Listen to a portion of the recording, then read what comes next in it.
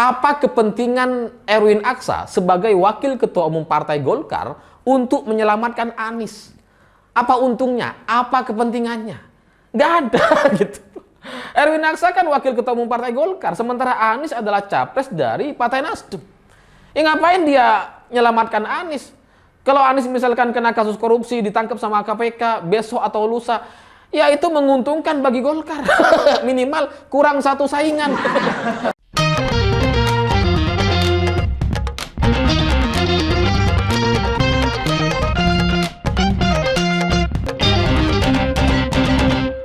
Selamat malam semuanya. Hari ini saya ingin membahas beberapa komentar yang masuk di video saya sebelumnya terkait Anies yang punya utang 50 miliar ke Sandiaga dan sampai sekarang belum dibayar. Karena ada 3 atau 5 komentar yang saya baca dan pada intinya isinya sama. Bahwa sebenarnya cerita Anies punya utang ke Sandiaga ini adalah narasi yang sengaja dimunculkan agar kita percaya bahwa Anies ini bersih. Bahwa Anies ini nggak korupsi. Buktinya apa? Dia masih punya utang dan dia nggak mampu bayar. Ya karena kebetulan sekali katanya. Karena cerita Anies punya utang ke Sandiaga ini dimunculkan sama Erwin Aksa. Dan Erwin Aksa ini dia adalah keponakan JK. Sementara JK adalah pendukung utama Anies Baswedan. Konspirasi, disengaja ini pasti. Adalah beberapa komentar yang saya baca seperti itu. Dan di kelompok relawan Jokowi juga saya baca komentarnya kok ada juga yang mencurigai bahwa ini disengaja. Tapi ya mari kita bahas dari sisi logisnya dulu gitu ya. Dari sisi saya, dalam logika saya tidak ada hubungannya antara orang yang punya utang dan dia nggak korupsi. Nggak ada jaminan gitu. Orang koruptor yang sudah ketangkep dan dipenjara, mereka juga ada tuh utang-utangnya dan belum dibayar. Gitu ya. Mereka juga punya utang yang belum dibayar gitu. Tapi mereka juga korupsi tuh gitu ya. Jadi nggak ada jaminan kalau kemudian ada orang yang punya utang dan dia nggak bayar, kemudian dia otomatis bersih dari kasus korupsi. Nggak ada gitu, karena korupsi dan nggak bayar utang itu bisa berjalan beriringan gitu. Di level pertemanan atau pengalaman kita kan juga banyak sebenarnya teman-teman kita yang punya utang terus kemudian punya uang tapi nggak bayar utangnya. Banyak yang kayak gitu. Nah Anies mungkin juga tipe yang kayak gitu ya.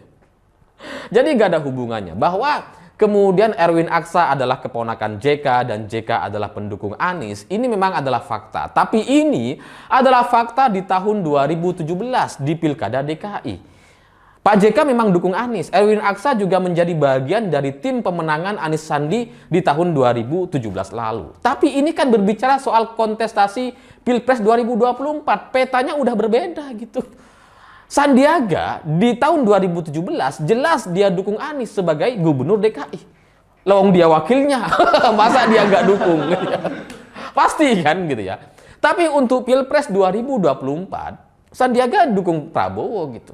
Kalau misalkan naudzubillah Anies bisa maju terus kemudian Prabowo juga bisa maju, Sandiaga mau dukung Prabowo katanya gitu.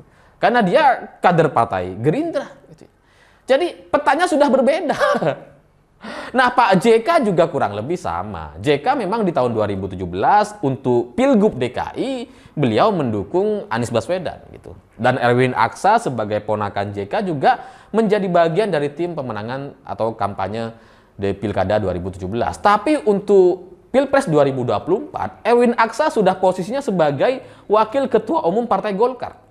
Dia menjadi Wakil Ketua Umum Partai Golkar itu sejak tahun 2021, keponakan Pak JK ini gitu.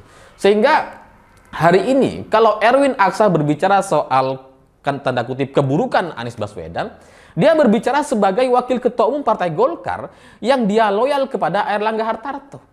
Yang mereka ingin agar Airlangga maju sebagai calon presiden 2024. Dan ini sama sekali nggak berbicara soal Anies gitu. Jadi dukungan Pak JK kepada Anies itu udah selesai di Pilkada 2017. Di Golkar, di Erwin Aksa, di posisi Erwin Aksa hari ini, dia maunya capresnya adalah Airlangga Hartarto, bukan Anies gitu. Jadi nggak ada hubungannya antara cerita Anies punya utang 50 miliar dengan kesengajaan untuk membangun citra bahwa Anies adalah orang yang bersih dan nggak korup. Nggak ada hubungannya. Dan kalau kita ngelihat gitu ya dari podcast full antara Erwin Aksa dengan Akbar Faisal, itu kan ada tayangan fullnya sekitar 50 menit kalau nggak salah, 40 atau 50 menit lah. Dan saya juga udah nonton semuanya gitu, udah nonton full. Karena saya sebelum bikin video gitu ya, sebelum saya bikin video Pakar Mantan, saya selalu nonton gitu, selalu baca berita-beritanya. Dan itu butuh waktu sekitar 3 atau 4 jam gitu ya. Kalau diakumulasi ya, karena dicicil gitu. Sebelum tidur baca dulu, nonton, baca gitu ya. Jadi meskipun durasi video saya sekitar 15 menit atau kurang dari 20 menit, tapi referensi bacaannya pasti sudah lebih dari 2 jam minimal gitu. Jadi saya sudah nonton semuanya. Dan kalau kita nonton full videonya Akbar Faisal gitu ya, sebenarnya Erwin Aksa menunjukkan kemarahan dan kegeramannya kepada Partai Nasdem dan Anies Baswedan. Karena dia nggak setuju dengan cara-cara yang dilakukan oleh Partai Nasdem. Karena setelah pertemuan antara Surya Paloh dengan Airlangga, muncul berita bahwa Nasdem mengajak Airlangga atau Golkar untuk masuk bergabung ke Partai Koalisi Perubahan. Bagi Erwin Aksa, ini nggak masuk akal katanya. Koalisinya masih belum ada, lah kok ngajak koalisi atau partai yang lebih besar dan sudah firm, sudah selesai koalisinya. Mereka udah sepakat itu. 3 partai sudah sepakat untuk koalisi, Golkar, PAN, dan P3. Nah kalau kemudian koalisi yang sudah terbentuk, jelas terbentuk ini kemudian diajak masuk ke koalisi yang sama sekali belum pernah mendeklarasikan bersama-sama, ini nggak logis menurut Erwin Aksa gitu. Apalagi secara suara misalkan, Partai Nasdem itu kan partai yang kecil, ya lebih kecil lah dibandingkan Golkar misalkan. Nggak masuk akal kalau kemudian Nasdem mengajak Golkar untuk masuk bergabung ke koalisi perubahan bersama Nasdem gitu. Ya aneh gitu. Itu kan jadi ibarat, ini menurut saya gitu ya, jadi ibarat kayak orang pengangguran gitu ya, masih belum jelas masa depannya gitu. Terus ngajak pengusaha sukses kaya raya untuk kerjasama bisnis. Kembali gitu. Mestinya pengusaha sukses itulah yang mengajak pengangguran itu untuk bekerja. Bukan sebaliknya gitu. Jadi kalau kita lihat pernyataan Erwin Aksa, dia nggak suka dengan apa yang dilakukan oleh Nasdem gitu ya. Dan sekarang juga kan sore ini katanya juga Golkar akan menemui atau menerima perwakilan dari PKS gitu. Datang berkunjung lah PKS ke Nasdem dan ke Golkar yang sekarang sudah beritanya muncul di mana-mana untuk mengajak Golkar masuk bergabung dengan koalisi perubahan untuk mendukung Anies Baswedan sebagai capresnya. Nah, bagi Erwin Aksa itu nggak logis gitu. Dan Erwin Aksa di beberapa kesempatan, jangankan ke partai lain gitu ya, bahkan ke internal Golkar sendiri, untuk siapapun yang tidak setuju dengan pencapresan Airlangga, maka sebaiknya keluar aja. Itu kepada kader tuh, apalagi kepada partai di luar partai Golkar. Ya pasti nggak digubris sama Erwin. Ya tapi ya begitulah cara-cara yang dilakukan oleh PKS atau Nasdem gitu, kurang lebih sama. Mereka selalu membuat cerita-cerita yang sebenarnya itu nggak bisa dilakukan dan itu sebenarnya terbukti nggak ada. Tapi ya itulah yang mereka lakukan selama beberapa bulan terakhir, seperti misalkan cerita lempar telur ke kantor Partai Nasdem yang sebenarnya itu nggak ada misalkan, atau cerita soal ular yang dilempar ke rumah mantan wakil Gubernur Banten yang sebenarnya ularnya masih diikat dalam karung. Itu kan kayak paket itu, bukan untuk meneror.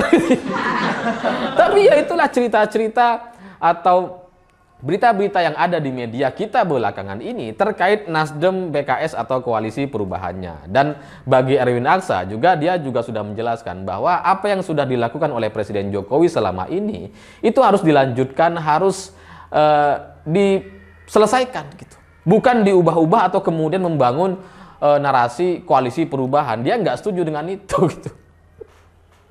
Jadi ya sekali lagi gitu, narasi yang dibangun oleh Nasdem atau PKS yang coba ingin mengajak Golkar masuk ke dalam koalisi perubahan yang sebenarnya masih belum jelas itu ada enggaknya, nggak jelas gitu. Itu seperti pengangguran yang mengajak pengusaha sukses kaya raya untuk kerjasama bisnis. Nggak logis gitu. Kebolak-balik. Sama seperti JIS yang dibangun mewah tapi jalannya nggak ada. Ini tipikal-tipikal yang sama ini. Dan Golkar sebenarnya juga sudah belajar dari Pilpres 2014 gitu ya. Ketika Golkar itu mengusung capres Abu Rizal Bakri, ketua umum partai waktu itu, ternyata kan terbukti gagal untuk membangun koalisi. Ternyata seharusnya gitu ya, yang dibangun adalah koalisi dulu, baru kemudian pencapresan gitu kan. Nah, dulu Golkar sudah pernah gagal untuk memajukan ketua umumnya, karena capresnya dibahas lebih dulu.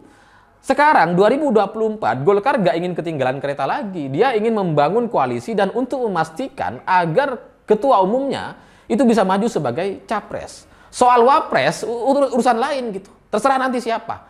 Bisa Ridwan Kamil, bisa yang lain-lain gitu. Jadi inilah situasi politik atau peta politik hari ini yang terjadi di Golkar dan Nasdem. Jadi kalau ada orang yang berpikir bahwa ini pencitraan, bahwa Anies itu bersih, nggak korupsi karena dia terbukti masih punya utang dan sebagainya, itu sekali lagi nggak logis gitu. Dan selain itu, apa kepentingan Erwin Aksa sebagai wakil ketua umum partai Golkar untuk menyelamatkan Anies? Apa untungnya? Apa kepentingannya? Nggak ada gitu. Erwin Aksa kan wakil ketua umum partai Golkar, sementara Anies adalah capres dari partai Nasdem. Ya ngapain dia menyelamatkan Anies? Kalau Anies misalkan kena kasus korupsi, ditangkap sama KPK besok atau lusa, ya itu menguntungkan bagi Golkar. Minimal kurang satu saingan. Minimal itu bisa dipastikan nanti mungkin terjadi hanya 2 pasang calon misalkan. Jadi ngapain diselamatin? Kalau bisa langsung didorong. Biar cepet-cepet masuk itu. Jadi gak ada pentingnya bagi partai Golkar gitu. Dan secara elektabilitas memang Anies ini dikenal, elektabilitasnya tinggi dan sebagainya. Tapi sebenarnya elektabilitas ini adalah elektabilitas yang bermasalah, dikenal tapi sebenarnya punya masalah yang luar biasa gitu. Dan kita bisa lihat beberapa hari terakhir ini di JIS misalkan. Anies dan para buzzernya kan sudah membangun narasi yang luar biasa bahwa JIS adalah sebuah mahakarya kerja-kerja anak bangsa, anak Indonesia gitu ya, yang membangun stadion megah, mewah, modern dan sebagainya. Itu klaimnya luar biasa waktu itu. Tapi kan hari ini mulai terbukti bahwa stadion ini nggak cocok untuk menggelar event besar. Itulah yang kemudian membuat PSSI menganggap bahwa JIS belum standar FIFA. Dan belakangan ketika JIS menggelar konser Dewa 19, itu kan juga terbukti ada masalah. Dan itu dikeluhkan oleh semua orang. Puluhan ribu orang akhirnya terbuka matanya bahwa JIS memang tidak layak untuk menggelar event besar. Akhirnya mereka sadar bahwa selama ini menjadi korban propaganda para buzzer-buzzer Anies sumur resap. Ternyata Anies itu nggak dizolimi, emang JIS-nya aja yang bermasalah. Karena lokasinya terpencil, karena akses transportasi umumnya itu nggak memadai, karena jalan di depannya itu adalah jalan-jalan kecil, rumah padat penduduk di depannya, sehingga ketika penonton keluar dari stadion langsung dihadapkan dengan jalan yang sempit. Dan ini yang membuat kemudian timbul kemacetan atau kerumunan yang luar biasa mengerikan setelah mereka nonton konser Dewa 19 kemarin gitu. Jadi ini adalah bukti bahwa Anies punya masalah yang cukup banyak gitu. Nggak cuma utang 50 miliar. JIS juga ternyata bermasalah dan ini terus akan dibuktikan seiring waktu berjalan gitu. Dan bagi Golkar gitu ya, bagi saya pribadi juga kurang lebih sama gitu ya. Saya melihat bahwa elektabilitas Anies yang terkenal dan luar biasa itu nggak akan ada gunanya ketika dia dihadapkan dengan kenyataan-kenyataan yang rumit seperti ini gitu. Dan itu sudah terbukti. Ketika Dewa 19 manggung di JIS dan Anies hadir di sana bersama AHY gitu ya, dia nggak punya panggung apa-apa.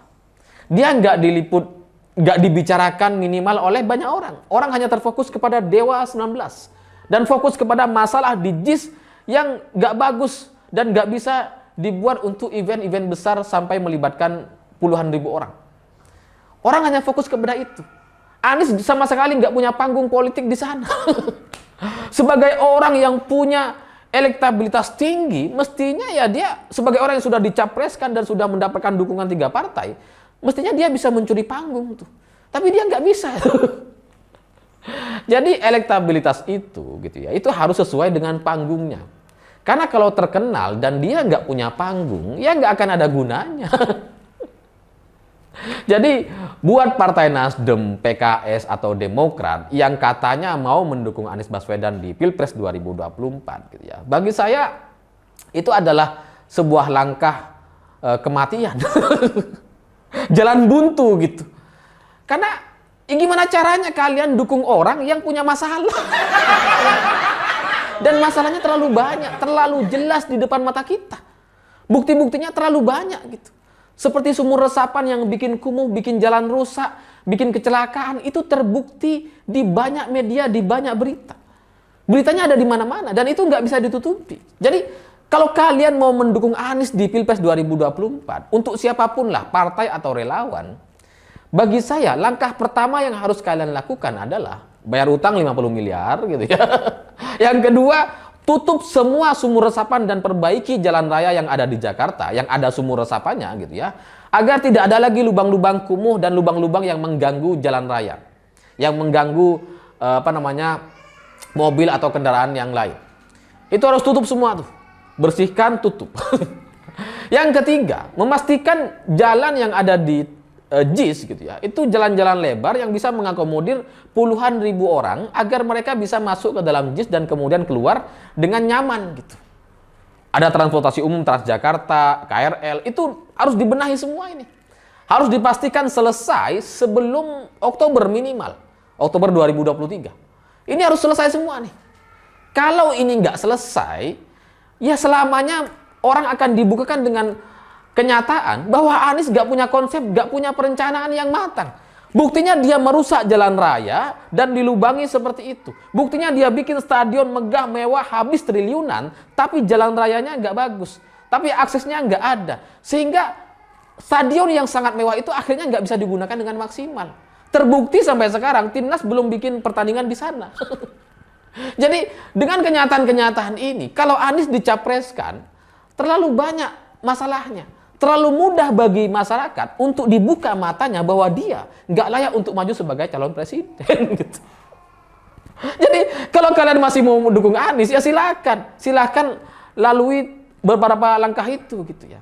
Bayar utang, tutup sumur resapan dan sebagainya. Karena kalau itu nggak dilakukan, ya percuma kalian bikin koalisi, pasti kalah. Pasti kalah. Mau KIB dukung Anies sekalipun pasti kalah. Kalau bukti-buktinya terlalu banyak. Jadi ya itulah situasi atau kondisi politik yang saya ketahui, yang saya pelajari gitu ya. Jadi saya bikin konten atau video itu pasti dengan perhitungan yang matang dan nggak mungkin saya bikin asal-asalan hanya ngelihat satu video potongan-potongan terus kemudian bikin konten, nggak mungkin. Ya semoga ini bermanfaat dan bisa bisa dipelajari oleh teman-teman sekalian. Semoga ini membuka mata kita terkait politik di Indonesia dan apa yang sedang terjadi hari ini. Oh ya, satu lagi terkait Surya Paloh yang bertemu dengan Airlangga dan terlihat ingin meninggalkan Demokrat dan PKS gitu ya. Belakangan juga Nasdem mengirim perwakilan kepada Gerindra gitu ya. Ini kan menunjukkan bahwa peta politik di sana sudah mulai berubah dan itu nampaknya Nasdem juga sudah frustasi untuk nutup sumur resapan itu. Karena lebih mudah bergabung dengan partai lain dibandingkan disuruh nutup sumur resapan. Karena kalaupun misalkan sumur resapannya ditutup semua, foto-fotonya di Google kan masih banyak. Itu gimana cara ngapusnya? Jadi ya itulah yang terjadi. Jadi ya saya pikir itu terima kasih sudah menonton. Begitulah kura-kura.